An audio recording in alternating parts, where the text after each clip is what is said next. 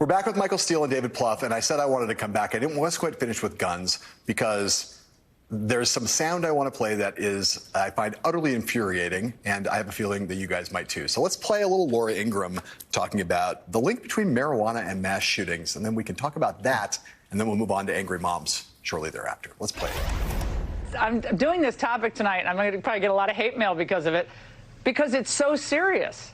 And yet people like Beto, and I'm not trying to drag you into political conversation, Dr. Kamer, but they're fine with going to do a run on the guns, and I guess you can argue that if that's what you want to do, try to get rid of the Second Amendment.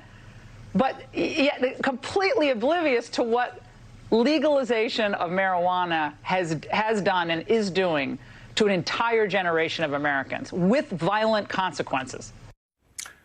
So, Michael Steele, I know, I just have a feeling that you're going to want to go off on this a little bit here. I mean, I just did a block earlier on the show where Jim Justice, the Republican governor of West Virginia, blamed profanity, pornography, and video games for mass shootings. Now, Laura Ingraham is trying to claim that like, my one-hitter is more dangerous than an AR-15. Please describe for us the obscenity of the arguments being made here and what political opportunity there might be for Democrats in the face of these rhetorical obscenities by these various Republicans on guns. Well, okay, let's just be clear on a couple of fronts. Cat Williams put it very succinctly, the comedian. He said, the side effects of marijuana use are simply this: happy, hungry, right? That's it. You're going to be happy, you're going to be hungry, and you're going to be out in the world just kind of figuring, okay, it's sleepy, what I'm doing. So I don't know where she's getting all of this sudden rage and violence by folks who use marijuana. First off, if you're referring to it as pot, then there's something else we need to talk to you about. But secondly, the reality of it is that feeds into the culture war narrative, because it's just one more vein that they want to tap into to strike fear in the hearts of those suburban white moms who are concerned about their kids. Well, they probably, if they think their kids are having some issues, they're probably already dealing with a lot of those issues. But trust me, it's not watching their kids go, all rage-roid on marijuana. But for the Democrats, the narrative becomes a little bit more important. The question is, how do you frame this in the context of broader cultural war issues that we've seen played out in the educational area, CRT, and where we see playing out in this replacement theory, and certainly what they're going to be saying about the economy. You're looking at, I think, in my view, Democrats starting this fight way too late in the game, having ceded a lot of ground to Republicans, particularly on the culture war front, to now in the next 4 or 5 months try to reclaim a lot of that ground when you have crazy like you just heard out there, makes it much difficult to do. So, Plouffe, one of your colleagues from the Obama campaigns, Cornell Belcher, talked about a bunch of these issues and sort of said, hey, here's a thematic. You got the gun violence issue, you got the reproductive rights issue. We're about to see Roe probably overturned. We've got cost of living issues. You've got suburban moms are always an important swing demographic out there.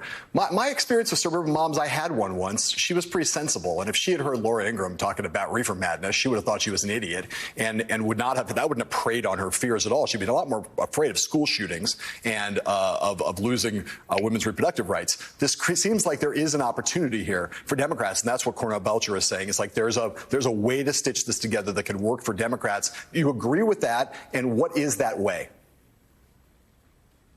I do agree with that. First of all, John, it strikes me, Republicans, as long as I've been alive, like to say that the party personal responsibility. So as we look at the epidemic of mass shootings in this country, zero responsibility. They want to blame marijuana. They want to blame porn. They want to blame video games, not the mass shooters and the politicians who enable them to buy AR-15s. And I think moms and quite frankly, pretty much every voter, wants this to be taken seriously. So, yeah, there's no question that on gun violence, on right to abortion, women's health care rights, whether we're a democracy or not. I think there's a strong appeal that can be made to all voters. Suburban women, obviously, were such a big part of Joe Biden's coalition.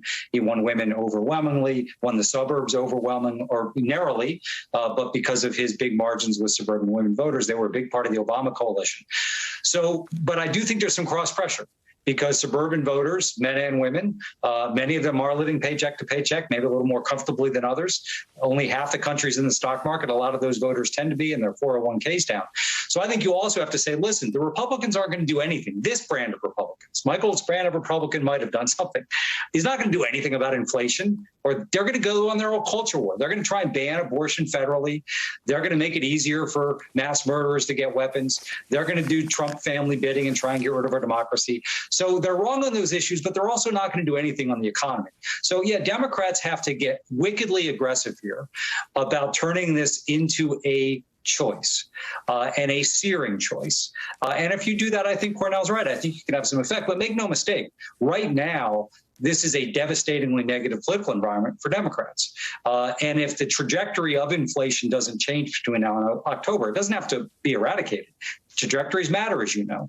It's going to be super hard. But if you get a little bit of improvement in that, and I think you can put some of these issues front and center, particularly when you see something like that. They are not taking issues of life and death seriously. And I think you can make them pay a price for that. Michael Steele, David Plouffe, you guys, if we had a little time together and some other kind of recreational activities, we could talk about the new Stacey Abrams ad, which goes after Brian Kemp on guns, on abortion, and on giving huge tax breaks to himself and his ultra-wealthy friends, and whether that might be a way not just for Stacey Abrams to win, but for Democrats to win across the country. That's a good topic for another day. It's great to see you guys both. Lots more to talk about in the future. Quick break for us. And